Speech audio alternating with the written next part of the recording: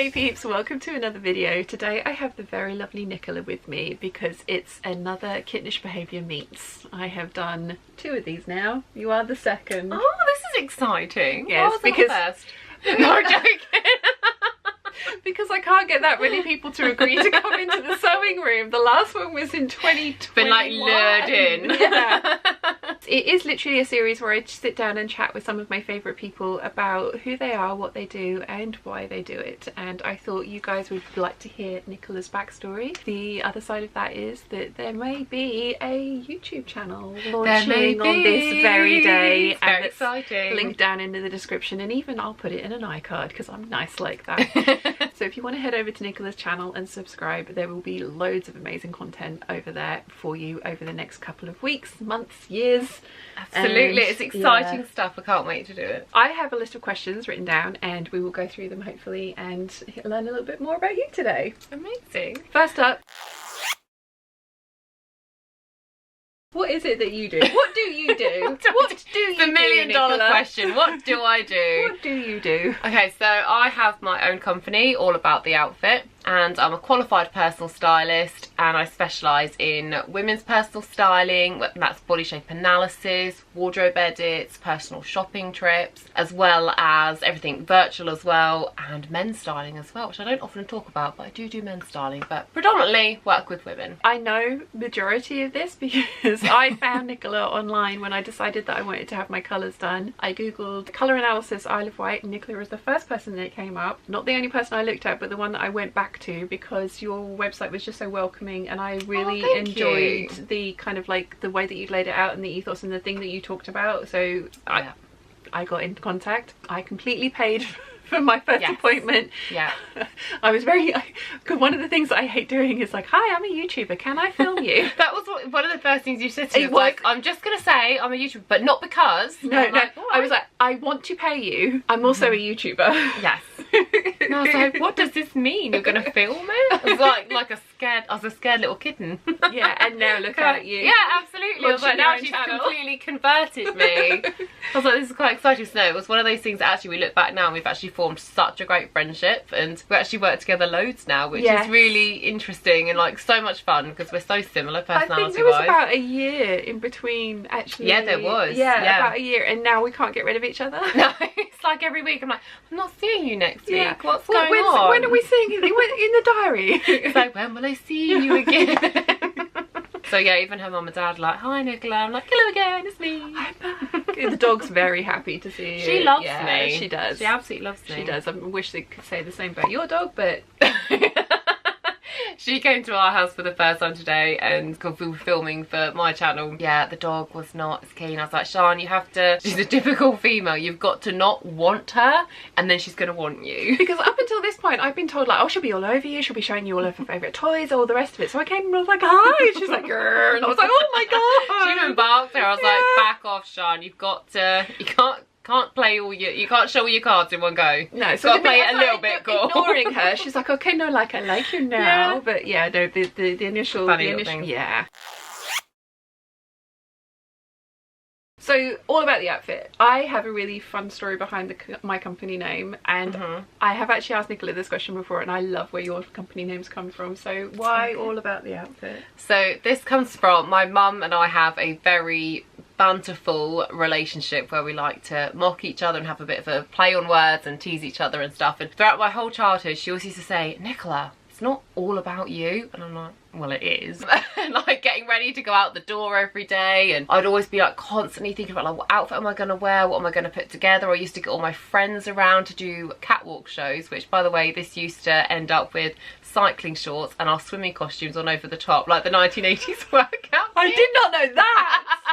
And we had this like rolled out piece of cup. I absolutely do. I will have put those on screen for you. I will get those photos out. And there's proper poses and everything, and we used to have this little red piece of carpet that was on front of the offcuts that my dad let us have, and we used to roll it out and make the actual runway, and then one of us was down at the bottom with, you know, the cameras that you wind on, and then like snap it, like literally old school. And it became this standing joke of it's not all about you, and then I was like, oh, it's all about the outfit, mum. And it has literally stuck with me my whole life. So I was like, when I go into fashion, this is what my company's going to be called. So it's always been going to be my name, and that's what it is. And it's just, it rolls off the tongue. I love it. It's not got like, snap. It's not something that abbreviates very well. It abbreviates like Atto, but hence why I say the whole name all the time. But yeah, it just suits everything, because to me it is, if you don't have your outfit on point and you don't feel comfortable in what you wear, you completely just go into a shell and hide yourself, and you don't feel your true self. And I'm all for promoting your authentic self and being you and your unique style and everything along those lines. So it just fits the brand perfectly. We underlined that point.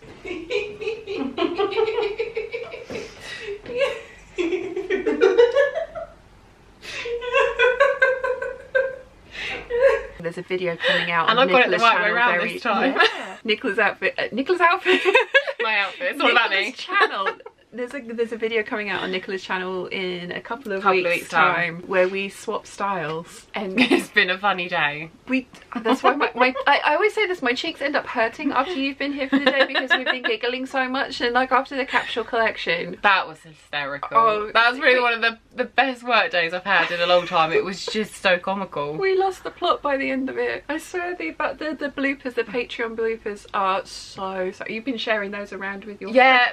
Even my family who have never met Sean before. Oh, my husband doesn't really watch a lot that I do, because obviously his point of view, he has to listen to me all day long. Like, he's not going to watch something voluntarily, but even he was watching it and wetting himself in it, because he's like, that's really funny, you two. Like, I was like, yeah, that's the stuff we can't put in the normal channel. Like, I've tripped over the rail, I've sneezed about 100 different times. Loudly. They were violent sneezes. But then we just couldn't get our words out right, and yeah, and the exhaustion starts coming in, the hanger comes in, all of this. Yeah. So yeah, the bloopers were really funny. You definitely have to check those out if you've not watched them yet. The bloopers from today's video are going to be so funny. They'll be good. But again, that's going to be over on Nicola's channel. I think you're also planning on putting some of the bloopers up on Instagram, aren't you? Yes, I will do. Yeah, I know my audience and they're quite people love to see you go wrong, basically, and in a nice way. But they're like, oh yeah, that's great. That all looks really put together. Now show me what it was to get to that point. Everyone loves a blooper, don't they? Next question. What is your work history? We're doing it this way around because hopefully it will kind of lead into each other, but yeah. Yes, it probably will too, actually. Yeah. So I had children really young. I was in my early 20s, and I just fell into jobs naturally because I needed something that worked around my family life and the fact that my husband worked full time, etc, etc, just normal family life. Worked in accounts, so as a bookkeeper. When she told me this, I was like, literally, like, it's just not, it doesn't suit my personality at all. But I actually really just enjoy doing accounts, like to actually sit down and do numbers. I mean, I can't, you know, I love money, I'm not gonna lie. I like looking at money, I like doing balances for people, and I like the puzzle side of it. I don't mean I like money, like, you know, money, but as in, like, I like looking at the pieces, like, where does that go? If there's a missing transaction, well, what could it be? So it's kind of like a giant jigsaw. I don't like doing, you know, the boring side of it. But anyway, so I worked in accounts, and I kind of, you get to a point where you just think, what am I doing with my life? Yeah. I'd hit 30, the children were older, and I was like, this is not what I wanted to do. I always wanted to work in fashion. The whole reason of having that runway at home, I wanted to be a model. I was always told as a younger age I couldn't do that because I wasn't of the size standard as it was at the time, which is very much, if you weren't a size zero, you weren't allowed on the runway. Now it's so much more diverse, which is absolutely amazing, and I 100% applaud that, because it's great to see real life bodies on there, and not making us all feel like we've got to fit in this category, because we don't. We all have beautiful curves and bodies and imperfections, and I'm like, that's what I love about being a woman. Like, we're not supposed to be perfect. You know, I didn't know where to go and how to be into fashion, especially where I live on the Isle of Wight. Can sometimes make you feel you're trying to be in a world that you can't be a part of, and ended up meeting a friend who works in film, and she introduced me into my first role in costume, which was a bit of work experience I did up in London. Absolutely loved it. Loved doing the whole thing of putting the outfits together and making sure the continuity was right, but I didn't want to work away all the time from the family, so hence why I then started studying fashion and design, and one thing led to another really, and I was like, well, if I really like that side of it, then actually it makes sense for me to be a personal stylist. And when I look back on comments that my friends have had before, like whenever we go away, I'm always the one to put everybody's combinations together and tell them what to pack and what to wear, and I'm thinking, why don't I do this as a career? And I kind of looked into it and I'm like, this is actually a career that I can do. Like, how did I not know this? Yeah, this is a real job. It's a real job. And even better, I get paid to talk. I literally get paid to talk about fashion. It's amazing. All my teachers would always say, if Nicola can find a job where she can get paid to talk, done it. Tick. I've done it. So I proved you wrong. I can actually get a job that pays me to talk. So all those lessons I got sent out of were actually the foundations of my career. So thanks, teachers from my previous school. I did make it. Did make it in life. Just by talking. Just. I mean, just. How did you actually get into, because you say you're a qualified personal stylist. Yes. And also colour analysis. Yes. Analyst? I think it is. Yeah, I think you do that as makes a colour. sense. I was, because the service that I do a colour analysis. Yeah, but you are a colour analysis, but it's That doesn't sound tongue-tied that word, doesn't isn't sound it? right, does it? So how did you actually... Colour specialist we'll go with. Yeah, I Colour like that, specialist, yeah. that sounds better. Yeah. It's just easier for us to pronounce. To be honest. Words are hard. And it's the end of the day. Yeah. So. It's been a long day. Because you also started out doing a sewing course, didn't you? Yes. Is that right? Yes. So I started fashion design first. Really loved doing that. But again, family life, we also took on a house that we were renovating. You know, those situations where you think, I can do it all. Yeah. Who Who needs sleep? I can build a house, raise a baby, and then one on the way, and study as well, and work. I mean, everyone could do that, right? Absolutely. Well, absolutely wrong. I couldn't do that. So therefore my course didn't get finished, but I loved doing that side of it. But the more I did it, I was thinking, I don't know that I want to go into fashion design, because that's a whole skill in itself. I personally felt like, I could be wrong, if I'd carried it on maybe it would have been a different story, but personally I felt like I didn't have that creative vision to create those whole new looks that come on the runway. Yeah. That's not where my passion lied. Mine was the overall result, the finished piece, what it looks like. I can see what something's going to look like at the end and what to put it with, not necessarily like the you don't want to come beginning. Up with yeah. That bit wasn't for me. So I was like, as much as I liked doing that element of making my own pieces, I already know what the finished product is. I'm not the one that wants to faff around with the bits in between. Hence why I then went on to study with London College of Style. Took all my women's personal styling first, and then when I'd launched all about the outfit, I then realised that actually, you know, having the colour analysis alongside that, as well as the men's styling, I then studied both of those, did all my courses for that, got qualified with distinction on all of it. Naturally. Obviously. And yeah, and then it just has propelled the business further, which has been amazing. I've absolutely loved it. I've got a bunch of one-to-one clients that work with me on a regular basis who I absolutely adore, and I'm so incredibly grateful to them because they have seen the business grow with me and they've been with me from the start, and they know they've all become like really good friends of mine as well, because when you work with your stylist all the time, you've got to build a friendship. You have to get on with it. It's quite a personal journey as well. So it's really lovely, and like clients like yourself, I was going to say, and then you're stuck with me. Yeah, exactly. And it naturally happens when you gel with people, because people tend to work with a stylist that they can see, most of the time it's when they can see themselves wearing, or they can be styled like that person, or it's somebody that they admire. They end to be like, oh, I'd like what you wear, can you put me in something like that? And then other clients will come like yourself that are a completely different style personality to me. Awkward. But we get on so well, and I can easily dress on it because it's nice to me, because it's thinking outside of the box for what I would normally put together for someone. The capsule collection styling section that we did the other day was just so much fun for both of us, wasn't it? Absolutely, because there was definite things that I was just like, oh, I would never have thought of that, and you were like, I like this together. Yeah, because I've not had a client, not for me, but I've never had a client that's had the same personality as yourself when it comes to your style. So it's so interesting. It's why I love my job. Like, I work with so many different personalities, and it's amazing to do. So I feel incredibly lucky that it has actually taken off the way it has, and it's been well received by people. So may it continue.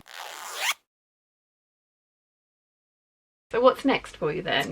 We've already talked about it earlier, but... Yes, we have touched base on this. So next, after meeting the fabulous Sean, has... yeah, absolutely. And so are all of you, actually, because somebody put on there about, has Nicola got a channel? And that got a conversation started. I was like, do you think I should? And she's like, you absolutely should. So this is way out of my comfort zone, but I'm practicing what I preach. Yeah. And I'm going out of my comfort zone and launching my own channel. But also one of the fundamental reasons will be because coming back to my core values, so across all of my website and my ethos for running my business, because I like to empower women to feel amazing in what they wear no matter their shape, size or budget. Now I was hitting the mark on every one of those things with my one-to-one clients, but the budget wasn't sitting right with me. I was like, what about the people that don't necessarily want to invest that much to have a one-to-one with me? What about having something that is available for everybody to come and enjoy and to get that knowledge out, because everyone's entitled to feel and look good in what they wear. Hence the YouTube channels come along, and I can share that knowledge and all of those styling tips on that channel with you all. So I'm super excited,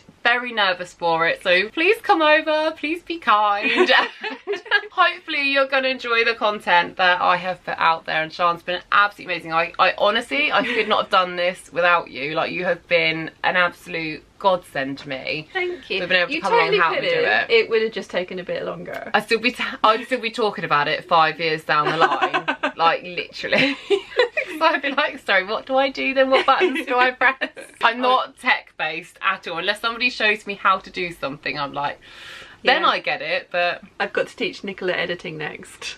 Wish her luck. It'll be fine. I'm already making her, well, I'm not making her, but there's a camera being invested in and all sorts of things. I genuinely think that it's going to be something that you actually enjoy. It's going to give you such a wider audience that can then find you for all of the things that you've just mentioned. I genuinely think Nicola's charges for the services that she offers are amazing value for money. And even if you only treat yourself maybe once a year for a specific thing, like for me was the capsule wardrobe planning, that was a game changer for me, because as you guys have seen, I've tried this many times in the past and never quite got it right. This capsule that Nicola helped me plan, it was an hour-and-a-half long planning session, I think. Literally. So that was the thing that I paid for, and then Nicola very kindly has come and done all the styling and stuff like that for me, purely for the giggles, if nothing else.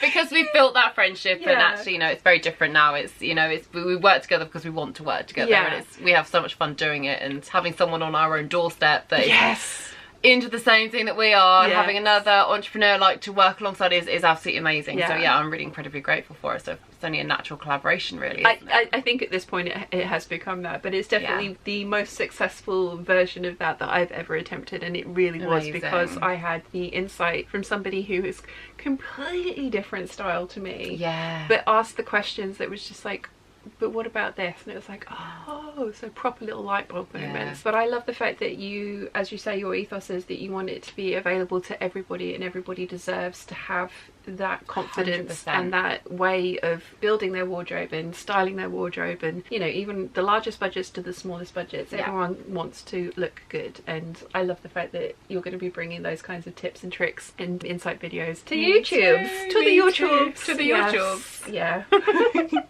So thank you very much for agreeing to come onto the channel and let me do another Kittenish Behaviour Meets. It's the second one. Hopefully there will be more. If you have any suggestions, let me know in the comments down below. So as we've mentioned, Nicola is launching her very own YouTube channel today, and it will be listed in the description down below. Head over there now to check out her very first video. So I really hope you've enjoyed today's video. If you have, please give it a thumbs up. If you haven't yet, please subscribe, and I'll see you all again very soon. Bye!